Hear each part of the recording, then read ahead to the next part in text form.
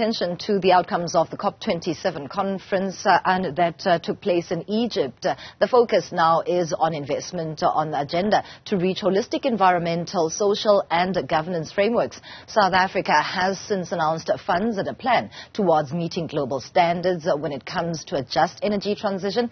The JSE formed part of the South African delegation at COP27, and its Chief Sustainability Officer, Shameela Ebrahim, joins us virtually. Thank you so much for your time, Shameela. I think the starting point would be to ask about the role of the JSE at a conference such as COP27.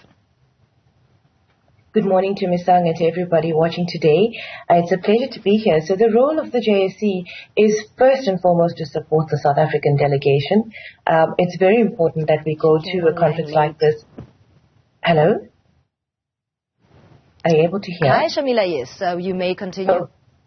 Sure, thank you. First and foremost would be to support Team South Africa and our South African delegation going into COP. We know that to be able to effect the transformation that we know is needed towards a low-carbon economy, we're going to have to work together as all parts of South Africa, be it business, labor, civil society, and the government. The government's never going to manage to do this on its own, and certainly it shouldn't. It's a collective responsibility. And so that first and foremost is our role in being here. Obviously also to make those connections across the global markets, the regional markets and the like, to be able to say, well, what could we do to make sure we're doing our bit as the JSE and to be able to support that transition, the instruments that are needed, the platforms that are going to possibly be needed to build as a market infrastructure, the capital markets are going to play a critical role.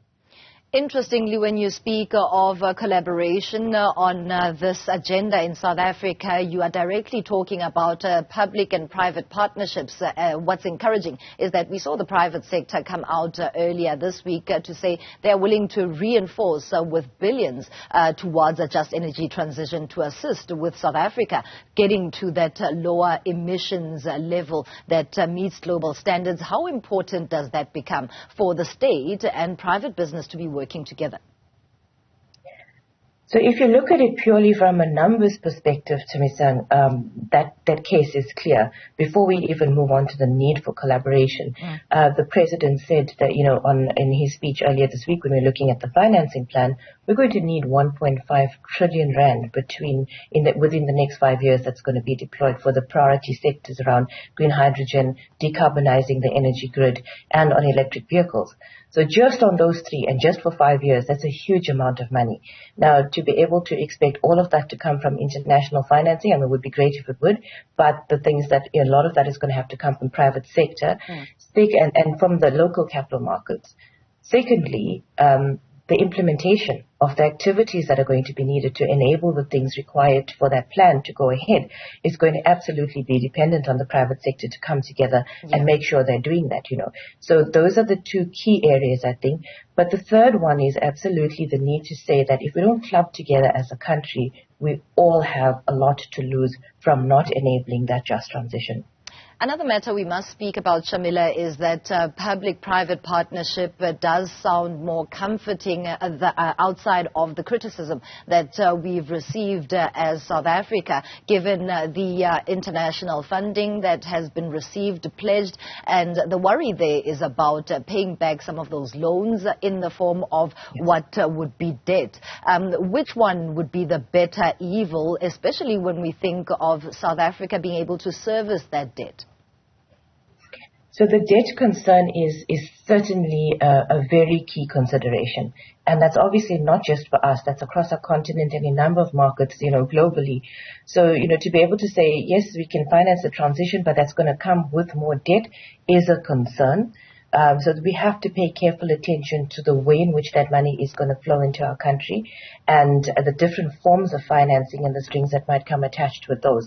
So I think our delegation has gone in with a very strong message around looking at that and the need for different forms of support. So I'll call it support rather than just only financing, because what's going to be needed will be technological transfer, supporting that in that instance. Also support for just, that might even be grant funding, because a lot of what needs to happen for, worker transition and things like that, certain communities might not be actually aligned to debt because it might not be invested in an asset that is able to produce a return that is able to service that debt.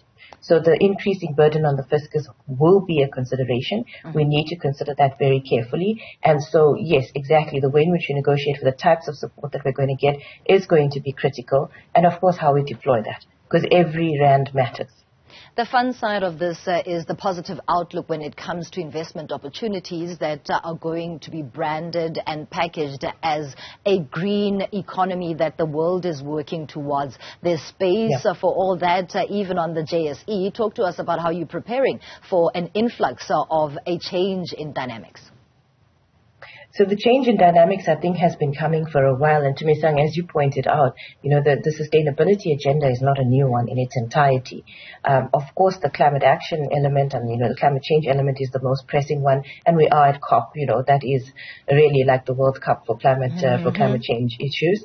But the issue that we need to consider is that it's not something that's new.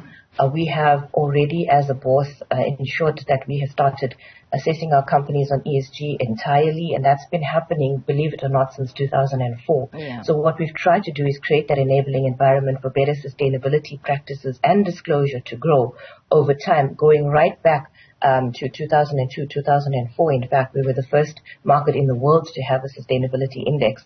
An exchange-sponsored sustainability index. So, over time, we've seen that has had a huge impact on how our companies actually disclose. And of course, public disclosure matters to society at large because it allows that access to that information to allow a number of actors to be able to engage with those companies and for those companies to be able to put that messaging across and for us to really be able to have companies increase that social license to operate by better disclosure, by building trust in what they do. So that's the first element. The second one is really on creating the instruments, the products and the services that enable capital reallocation towards sustainable development. So using the fundamental role of the market, which is capital allocation, to be able to move towards more sustainable development. So we've created the platforms for green bonds, social bonds, sustainability bonds.